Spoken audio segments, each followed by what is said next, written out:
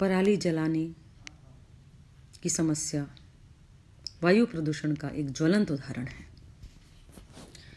अभी कल परसों ही अखबार में एक आर्टिकल पढ़ा था कि सुप्रीम कोर्ट में केंद्र ने सॉलिसिटर जनरल के जरिए दिल्ली व एनसीआर में प्रदूषण पर अंकुश के लिए एक और नया कानून लाने का वादा किया है।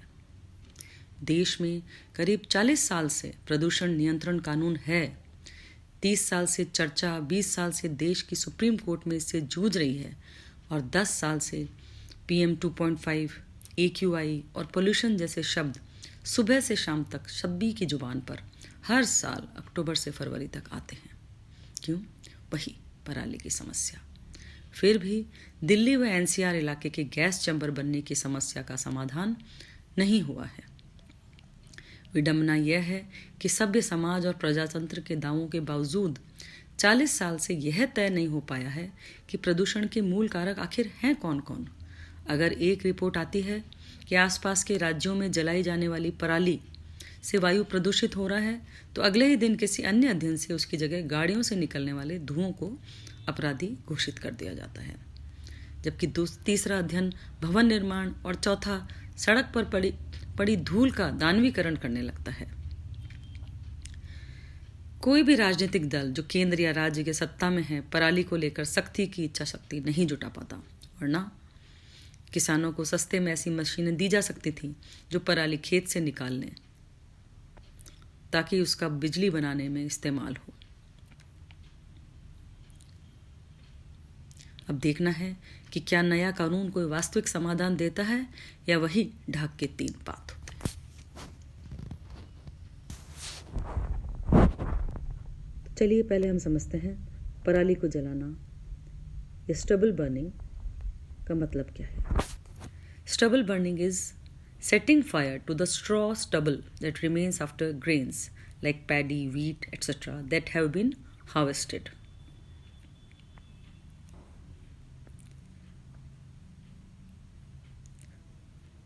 फसल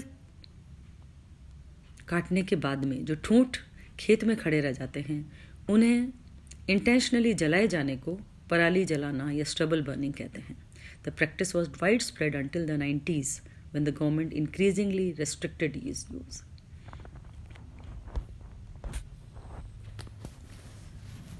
Why do farmers burn stubble? आखिर कोई भी किसान पराली क्यों जलाते हैं?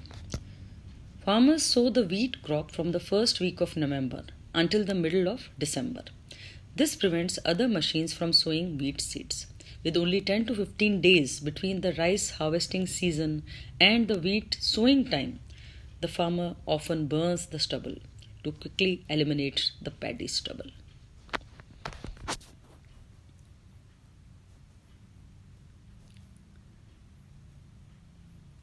चावल की फसल को प्राप्त करने के बाद में और गेहूं को उगाने का जो टाइम होता है, उसमें कुछ ही समय 10 से 15 दिन ही रह जाते हैं और किसानों के पास में इसके अलावा कोई चारा नहीं होता कि जो भी वहाँ पर ठूंठ खड़े हैं उनको जल्दी से जल्दी हटाने के लिए उनको जला दिया जाए।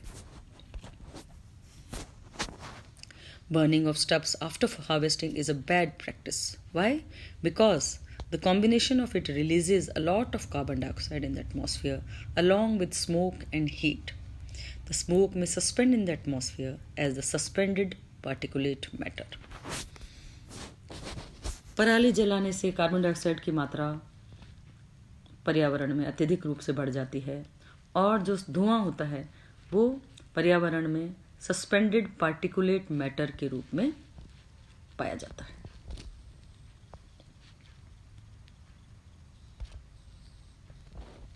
Stubble burning emits fine particulate matter, इसकी गणना हम करते हैं PM 2.5 के बराबर होती है, which is an air pollutant that is a concern for people's health when levels in the air are high.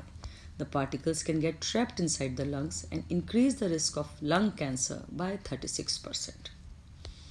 पराली जलाने से जो फाइन पार्टिकुलेट मैटर निकलता है उसकी संख्या होती है 2.5 और ये ऐसा एक वायु प्रदूषक है जो कि मनुष्य की हेल्थ के लिए अत्यधिक हानिकारक है, क्योंकि ये लंग्स में, फेफड़ों में जाकर लंग कैंसर को उत्पन्न कर सकता है, जिससे कि लंग कैंसर होने की जो रिस्क है वो 36% तक बढ़ जाती है।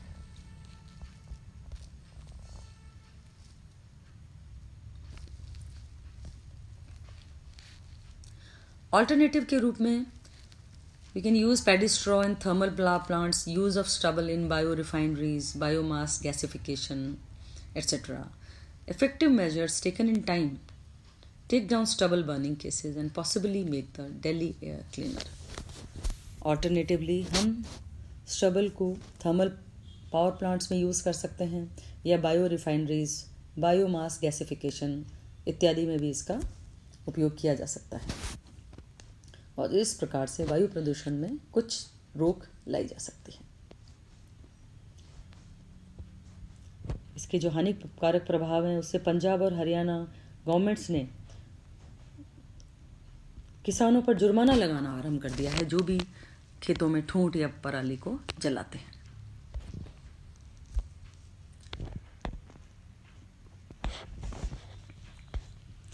अभी हाल ही में हमने देखा कि दिल्ली में PM 2.5 प्रदूषण में पराली जलाए जाने से निकलने वाले प्रदूषकों की हिस्सेदारी बढ़कर 36% हो गई है, जो कि इस मौसम में सर्वाधिक है।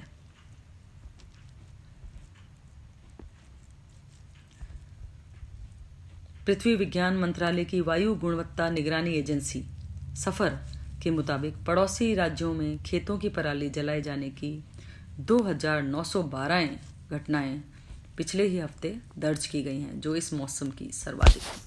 इसी से आप अंदाज़ा लगा सकते हैं कि इस समस्या कितनी भयावह रूप ले चुकी है।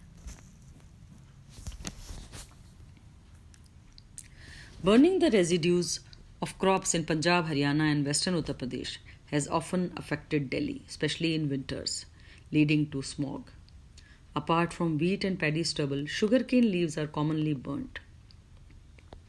पंजाब, हरियाणा और पश्चिमी उत्तर प्रदेश में सर्दियों के दिनों में पराली जलाई जाती है, जिससे कि स्मॉग की समस्या दिल्ली और NCR के क्षेत्रों को देखनी पड़ती है।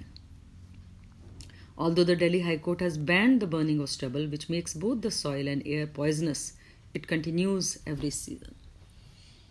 दिल्ली हाई कोर्ट के इसको बैन करने के बावजूद साल दर साल ये समस्या हमें हर बार इस मौसम में देखने को मिलती है।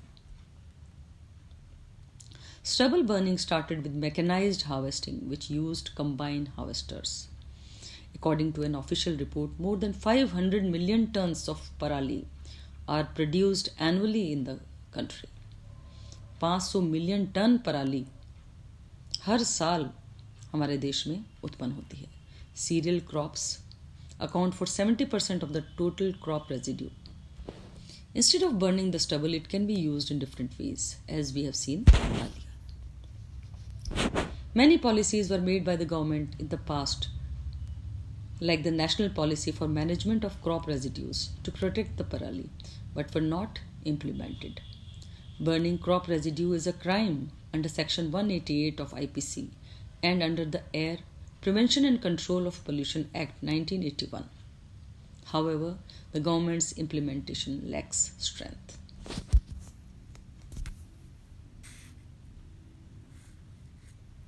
कोई भी राजनीतिक दल अगर पराली को लेकर सख्ती की इच्छा शक्ति नहीं जुटा पाता, वरना किसानों को सस्ते में ऐसी मशीनें दी जा सकती थी जो पराली खेत से निकाल लें ताकि उसका बिजली बनाने के लिए इस्तेमाल हो। किसानों को बताएं कि खेत में पराली जलाने से खेत की नमी कम हो जाती है, लिहाजा गेहूं के उत्पादन पर असर पड़ता है। जिस प्रकार निर्माण कार्य स्थल पर धूल खींचने वाले पंखे लगाने की बाध्यता हो सकती है और यातायात के लिए निजी साधनों की, इसी प्रकार से पराली का भी कोई अदर समाधान देकर सरकार चाहे तो अपनी इच्छा शक्ति से इस पर एक नया कानून ला सकती है। Stubble burning directly contributes to environmental pollution, is also responsible for melting the Himalayan glaciers. यहाँ तक माना गया है कि हिमालय के जो ग्लेशियर हैं वो भी इस पराली की समस्या से उत्पन्न गर्मी से पिघलने लगे हैं। Burning the crop residue also causes damage to other microorganisms present in upper layers of the soil.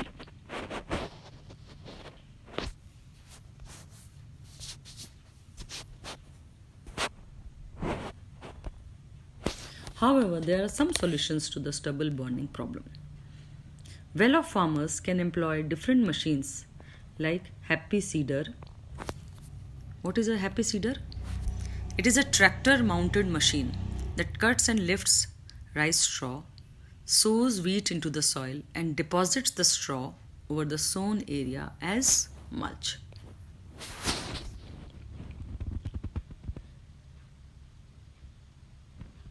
जो वेल ऑफ फार्मर्स हैं, जो अमीर हैं किसान, वे जो महंगी मशीनें आती हैं जैसे कि हैप्पी सीडर, रोटावेटर, बेलर या पैडी स्ट्रॉ चॉपर, इनको लगा सकते हैं और इस तरह से ठूंठ को वहाँ से खेत से हटा सकते हैं.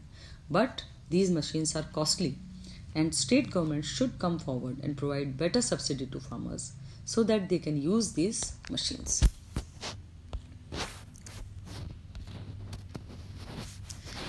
In order to tackle this issue, the Delhi government has launched a widespread campaign to curb air pollution with an action plan that would include preparing biochemicals and spraying them across 800 hectares of farmland in the rural belt of the capital, where farmers burn crop stubble.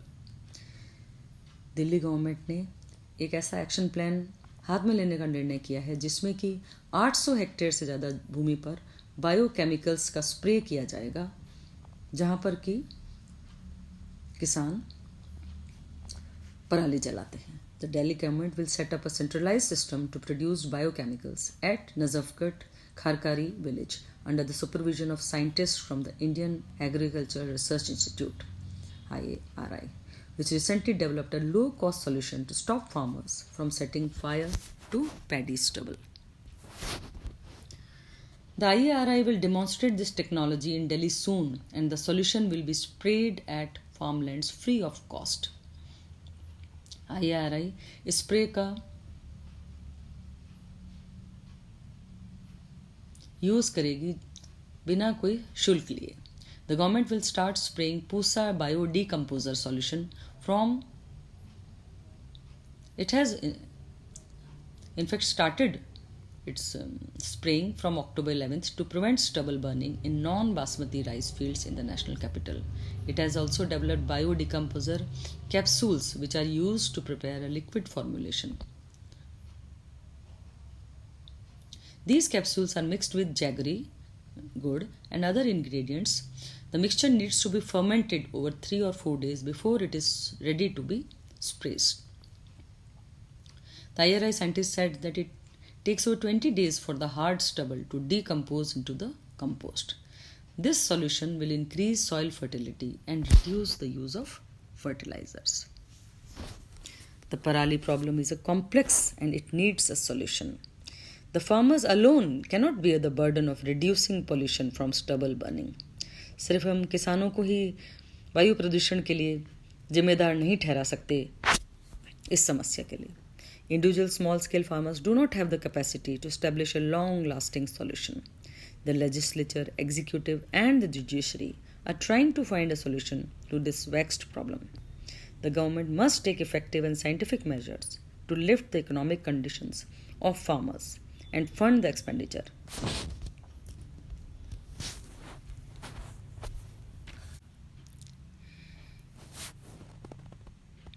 पराली समस्या से संबंधित एक article का भी यहाँ पे मैं जिक्र करना चाहूँगी, जो कि Chandrabhushan, who is the CEO international forum for environment sustainability and technology iForest.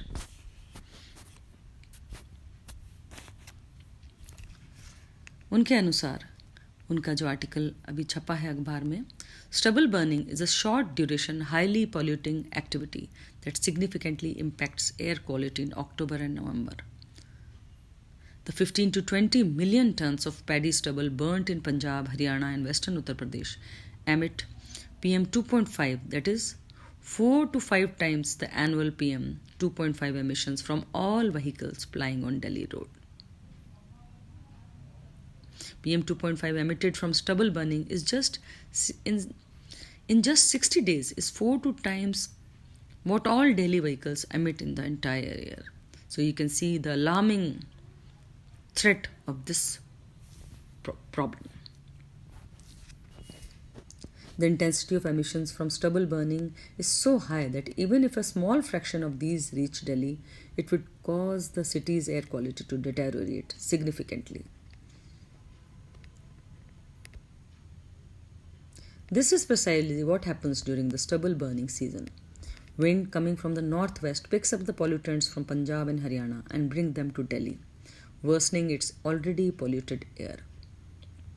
इस मौसम में जो पश्चिमी हवाएं चलती हैं वो इन सभी पॉल्यूटेंट्स को पंजाब और हरियाणा से दिल्ली और एनसीआर में ले आते हैं, जो कि वायु प्रदूषण की बढ़ती हुई समस्या को और अधिक गंभीर बना देती है। चंद्रभूषण के अनुसार सभी फार्मर्स इसको नहीं जलाते हैं। Only about 25% of the paddy residues are burnt in Haryana and Punjab में 50 to 60% paddy is burnt. So कुछ फार्मर्स जलाते हैं और कुछ नहीं। क्यों? The most important factor is the technology used for harvesting.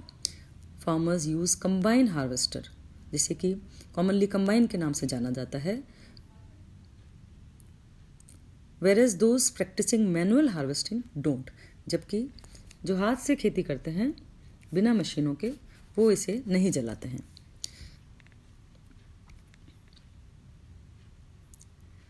Combines cut the grainy part of the paddy plant and leave about 30 centimeters of the stem intact in the field.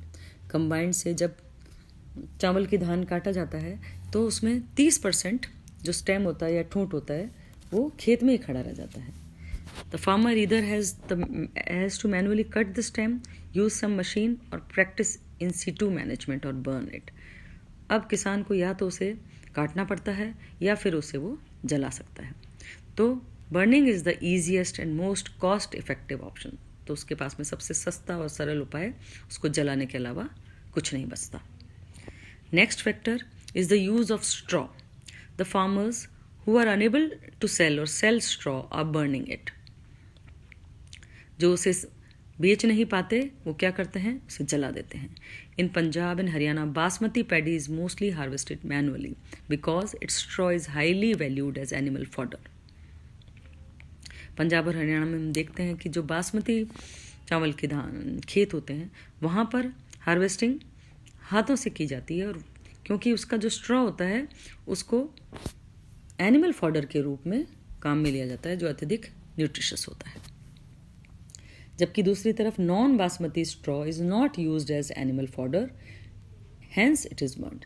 जो non basmati fields होते हैं वहाँ पर जो ठूंठ बच जाते हैं उनको एनिमल फॉडर के रूप में काम में नहीं लिया जाता, इसलिए उनको जलाया जाता है या उनकी पराली की जाती है।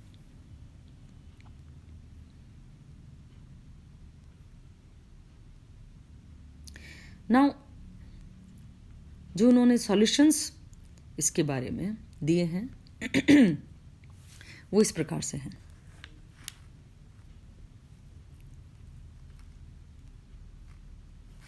वो कहते हैं कि एक तरफ तो सरकार पराली को बैन कर रही है और उनके ऊपर जुर्माने लगा रही है किसानों पर जो भी पराली जलाते हैं, और दूसरी तरफ 50 to 80% कैपिटल सब्सिडी दी जा रही है टू एक्वायर फार्म मशीनरी।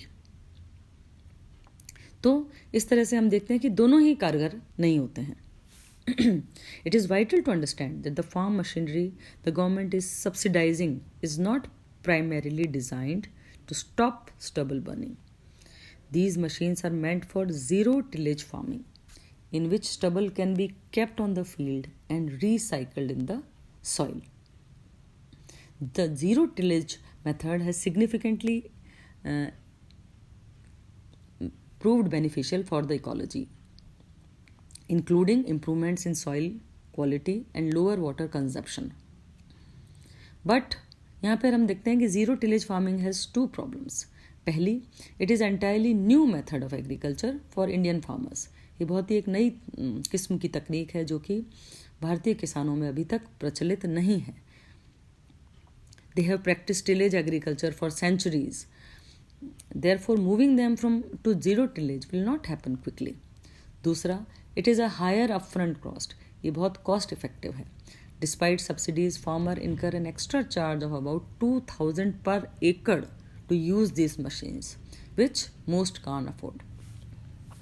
ये इतने अधिक महंगी पड़ती हैं कि जो साधारण किसान है वो इसको उसमें ये क्षमता नहीं होती कि वो इस तरह की मशीन्स को उपयोग में ले सके.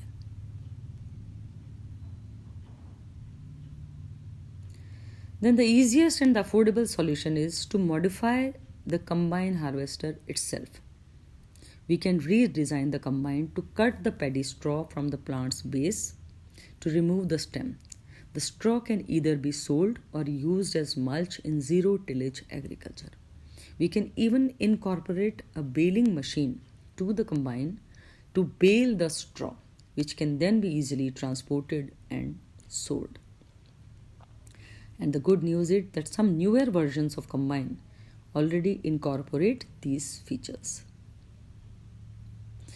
But the question arises, why Indian companies are not modifying their combines and why the government is overlooking this simplest of solutions. तो यहाँ पर एक क्वेश्चन आता है कि इंडियन कंपनीज क्यों नहीं मॉडिफाई कर रही हैं कंबाइंस को और गवर्नमेंट भी इसे सबसे सिंपल जो समाधान है उसको क्यों नहीं अपना रही है.